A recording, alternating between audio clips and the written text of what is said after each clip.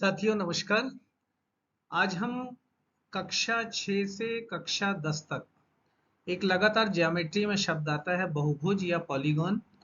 आज हम इसके बारे में बातचीत करेंगे। सामान्य अर्थ तो हमारे सारे बच्चे समझते हैं, लेकिन कहीं कहीं पर एक कंफ्यूजन है जिसको गहराई से समझने के लिए आज हम इसके बारे में बातचीत कर रहे हैं। तो सबसे पहले आप देखिए, बहुभुज के सामने बहुत सारे यहाँ पर चित्र हैं।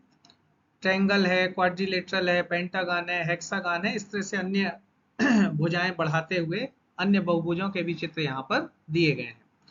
तो इस तरह 3 से लेकर 10 भुजाओं तक यहाँ पर चित्र दिए गए हैं। इससे ज्यादा भी भुजाएं हो सकती हैं, लेकिन 3 से कम भुजाएं नहीं दी गई हैं।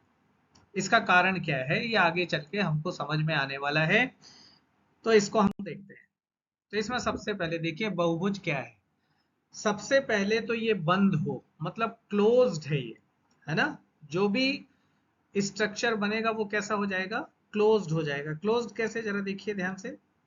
यहाँ पर पहला देखिए, ये देखिए, ये और ये देखिए बंद हो गया है। अंदर का क्षेत्र बंद है। यहाँ भी ये क्षेत्र कैसा है, बंद है। यहाँ भी ये क्षेत्र कैसा है, बंद है। तो ये कर्व्स, ये सारे क्या हैं, बंद हैं। और ये लाइन सेगमेंट यानी रेखाखंड से बने हुए हैं। देखिए ये रेखाखंड, ये रेखाखंड, ये रेखाखंड, ये रेखाखंड, इसी तरह यहाँ पर 4 रेखाखंडों से मिलकर बना है, यहाँ भी 4। तो ये सारे जो आकृतियां हैं, ये सबसे पहले क्लोज्ड हैं और इसके बाद लाइन सेगमेंट से बने हैं, इसलिए ये क्या है, पॉलीगन है। अब पॉलीगन क्यों नहीं होते, देखिए ये पॉलीगन नहीं है। क्यों? क्योंकि ये क्लोज्ड नहीं है। ये लाइन सेगमेंट देखिए बाहर चला गया, ये भी बाहर चला गया, तो इतना एरिया तो क्लोज्ड है, बट ये एरिया कैसा हो गया, ओपन हो गया। यहाँ पर भी यही स्थिति है और यहाँ पर भी यही स्थिति है। देखिए यहाँ से ये ओपन है। तो ये सारे पॉलीगन नहीं है, बहुभुज नहीं है। अब इसको देखिए कि जो हमारे पॉलीगन है वो कितने तरह के होते हैं, बहुभुज कितने तरह के होते हैं। तो पहला होता है क्या, कॉन्वेक्स पॉलीगन, मतलब उत्तल या उभरे हुए तल वाले बहुभुज। ये देखिए, इस पूरे को देखिए, ये देखिए उभरा हुआ, ये सब उभरे हुए, ये उभरा हुआ, ये उभरा हुआ, ये उभरा हुआ। यहाँ भी देखिए बाहर की ओर है, सब ये उभरे हुए हैं। यहाँ भी ये उभरे हुए हैं, उभरे हुए हैं। यहाँ पर कहीं पर भी घुसा हुआ नहीं है। जितने भी तल हैं वो कैसे हैं, सरफेस उभरे हुए हैं। इसलिए ये इस तरह के जो बहुभुज हैं उनको हम क्या कहते हैं, कॉन्वेक्स पॉलीगन या उत्तल बहुभुज। अब इसमें देखिए ये घुसा हुआ है, यहाँ पर ये घुसा हुआ है, यहाँ पर ये घुसा हुआ है अंदर की तरफ, यहाँ पर ये घुसा हुआ है। तो ये जो अंदर की ओर घुसे हुए हैं, ये कौन से हैं, अवतल या कॉन्केव पॉलीगन्स या अवतल बहुभुज। अब रेगुलर पॉलीगन क्या होते हैं। रेगुलर पॉलीगन का मतलब होता है जिसमें सभी कोण और सभी भुजाएं कैसी हो, बराबर हो। ये देखिए समबाहु त्रिभुज है, सारी भुजाएं बराबर हैं, कोण भी सारे बराबर हैं 60-60 अंश के। यहाँ पर देखिए ये क्या है, स्क्वायर है। स्क्वायर में चारों कोण 90 के हैं और साथ में ये भुजाएं भी कितने की हैं, एक सी हैं, एक सी लंबाई की हैं। यहाँ पर देखिए कितनी भुजाएं हैं, पेंटागन है। यहाँ पर हेक्सागन है, पर सारी भुजाएं बराबर हैं, सारे कोण भी कैसे हैं, बराबर हैं।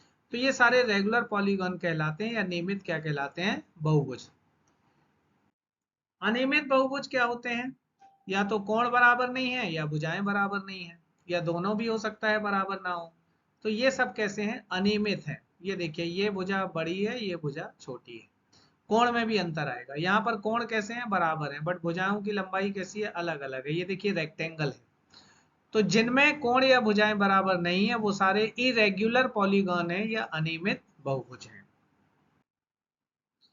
अब आपको अपना आकलन करना है, क्योंकि आप इसके बारे में जान चुके हो कि कौन सी आकृति बहुभुज है और कौन सी नहीं होती है और किस प्रकार का ये बहुभुज है। तो आपको ये 8 आकृतियां दी हैं, तो कमेंट बॉक्स में आपको लिखना है कि इनमें से कौन कौन से बहुभुज हैं या पॉलीगन हैं और वो किस तरह के हैं। वो कॉन्वेक्स हैं, कॉनकेव हैं, रेगुलर हैं या इरेगुलर हैं। तो इसके बारे में आपको कमेंट बॉक्स में लिखना है। यदि आपका आंसर सही आता है, इसका मतलब है कि आप ठीक से पॉलीगन के कॉन्सेप्ट को समझ गए। तो ये वीडियो देखने के लिए आपका शुक्रिया। और अन्य कोई भी टॉपिक पर यदि आपको वीडियो चाहिए तो प्लीज आप हमको जरूर भेजिए। राष्ट्रीय परख सर्वे में पॉलीगॉन से रिलेटेड सवाल आते हैं, तो इससे रिलेटेड बहुत सारे सवाल बनाइए, बच्चों को करने को दीजिए, उनकी प्रैक्टिस कराइए और एक गहराई से कॉन्सेप्ट को विकसित करिए। थैंक यू सो मच, बहुत बहुत धन्यवाद।